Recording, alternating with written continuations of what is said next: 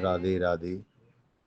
मैं आज बंगाल में जो घटनाक्रम हो रहा है उसको विषय को लेकर अपनी राय व्यक्त कर रहा हूँ। हम देख रहे होंगे 1947 से पूर्व में नोआखाली, बिहार, पूर्वी बंगाल और अन्य कितनी घटनाएं हुई जिसमें हमारे हिंदू बहन बेटों की असभ्यताएं लूटी गईं, हमारे व्यापार ध्वस्त कर दिए, हमें अपनी मातृभूमि को छोड़कर पलायन करना पड़ा और अपने ही देश में दर दर पर भटकना पड़ा। उन पूर्वी बंगाल में बोए गए एक मानसिकता ने जो भारतीय संविधान के विपरीत है, जो भारतीय संविधान में अपनी आस्था नहीं रखती, उनका व्यक्तिगत कानून है और उस कानून के तहत हम लोगों को पूर्वी बंगाल छोड़ना पड़ा। देश विभाजन के समय पाकिस्तान से लेकर और पूर्वी बंगाल तक करीब 20 लाख हिंदू बहन बेटियों की अस्मिताएं तार तार की गईं और अपने ही देश में हिंदू समाज शरणार्थी बनकर रह गया। हमारे ही बीच में एक कांग्रेसी मानसिकता ने ऐसा बीज बोया जिसको हम शरणार्थी कहते हैं। ये हमारा दुर्भाग्य है। एक ऐसे लंबे राजनीतिक कालखंड के कारण हिंदू समाज को विभक्त करने के लिए कुटिल राजनीतिक चालें चलती रहे। हम लोगों को जातिगत बोध कराकर हिंदू समाज को विघटन एवं विभाजन की ओर ले गया। हम लोग अपने जातिगत को अत्यधिक स्वाभिमान के साथ गर्व के साथ बोलते हैं, लेकिन हिंदुत्व और सनातन कहने में हम लोगों को शर्म आती है।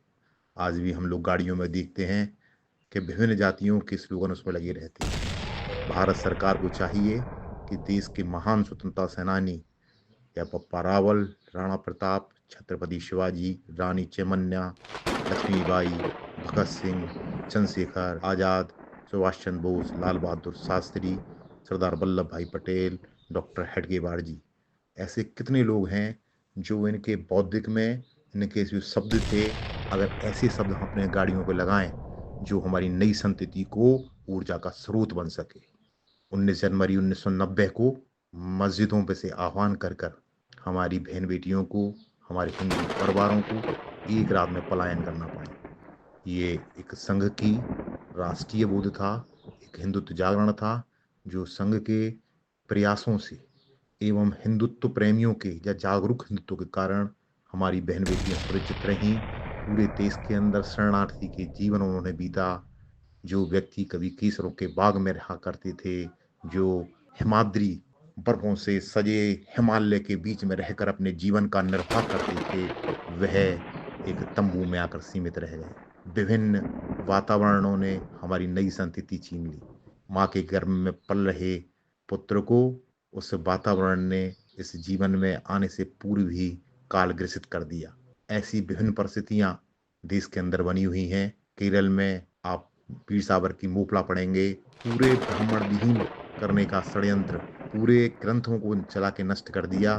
धन्य है माँ भारती और वो धन्य है हमारे श्रेष्ठ पुत्र जिन्होंने अपने वेदों को अपने मन मस्तिष्क में उतार कर पुनः उसका संचार किया। मैं आप सब लोगों से निवेदन करता हूँ, वर्तमान में जो परिस्थितियां हैं, बंगाल हमारे सामने उदाहरण है। भाई को जो लोग जान बना लें अपनी जीवन की, भाईचारा ये शब्द हिंदुओं के लिए ही प्रेरणा देती है कि भाई हिंदुचारा, भाई तो है लेकिन जो चारा बन के उसको खा रहे हैं। भाई है जो बहन अपनी जान बना लेती हैं, वो क्या इस देश की संतति पे चलेंगे। मेरा तो सब लोगों से निवेदन है कि बंगाल में हो रहे दुर्घन्य अपराध, माँ बेटे पुत्र का जो बीभत्स हत्या की गई है, इस समाज में जागरूकता लेना चाहिए। वर्तमान में जो परिस्थितियां हैं, आप कमाने में संचय में रहेंगे, आपके यहाँ जनबल बहुत कम है, हमारे यहाँ 2 और 2 में भी 1 बच्चा। वर्तमान स्थिति में देख रहे होंगे कि हम लोगों की जो फर्टिलिटी, देर से शादी करना, ये बहुत बड़ा एक दुख का विषय है। मैं सब लोगों से निवेदन करता हूँ, बंगाल के दर्द को समझिए, अपने परिवार को दर्द समझिए। वो बंगाल का दर्द नहीं है, आने वाले परिवार का आपका दर्द होने वाला है। अपने परिवार को हम कैसे सुरक्षित कर सकें और अपने परिवार की सुरक्षा के लिए हमारी मानसिकता क्या होनी चाहिए। हमारे ही बंधु बांधव कहीं इस चपेट में ना आए, उसका पूर्वाल आकलन करके हम लोगों को इसके प्रति आज से, अभी से चिंतन कर इस राष्ट्र को परम वैभव पर ले जाने के लिए संकल्पित होना चाहिए। आने वाला समय निश्चित ही भयावह होने वाला है। जो अभी हमारी भारतीय सरकारें पूरा प्रयास कर रही हैं, हम लोगों को जागरूक होना चाहिए। अपने नैतिक दायित्व और राष्ट्रीय बोध का हमको आकलन करना चाहिए। समाज में सभी बंधु बांधव जब बराबर हो सकते हैं, जो भारतीय संविधान को माने, और जो भारतीय संविधान से ऊपर चलेंगे वो हमारे भाई नहीं हो सकते। मेरा सभी से निवेदन है, स्वस्थ व्यक्ति, स्वस्थ परिवार, स्वस्थ समाज और स्वस्थ राष्ट्र। पहले हम अपने मजबूत हों, शारीरिक स्वास्थ्य से, अपने मानसिकता से मजबूत हों, परिवार को मजबूत करें, समाज को मजबूत करें, राष्ट्र को मजबूत करें। बच्चों को हम अपने देशभक्ति से ओत-प्रोत करें और अपने खोई हुई गौरवान्वित समाज को, गौरवान्वित इतिहास को, चाहे बप्पा रावल हो, राणा सांगा हो, छत्रपति शिवाजी महाराज हो, महाराजा गुरु गोविंद सिंह हो, महावीर जी हो, सब लोगों ने इस राष्ट्र को दिया है। रानी लक्ष्मीबाई, रानी पद्मावती, रानी दुर्गावती, अनन्य कितने ऐसे महापुरुष, राजा सुहेलदेव, राजा साहू जी, इन सब लोगों ने ही अपने पूरा जीवन हिंदू समाज के लिए लगाया है। कभी भी उन्होंने, चाहे ज्योतिराव फुले हों, किसी ने भी व्यक्तिगत नहीं लगाया। हमारे यहाँ ऐसी महान रानियां हुई हैं, अहिल्याबाई होलकर, उन्होंने स्वयं महेश्वर को अपने सिंहासन पर आरूढ़ कर इस देश के साम्राज्य का विकास किया है, गौरवान्वित किया है, और जो पुनः आक्रांताओं ने ध्वस्त किए मंदिरों को पुनः हिंदुत्व जागरण कर उसका सृजन किया है। मैं आपसे सबसे निवेदन करूंगा, ये सब्सक्राइब करें। जय मां भारती, वंदे मातरम।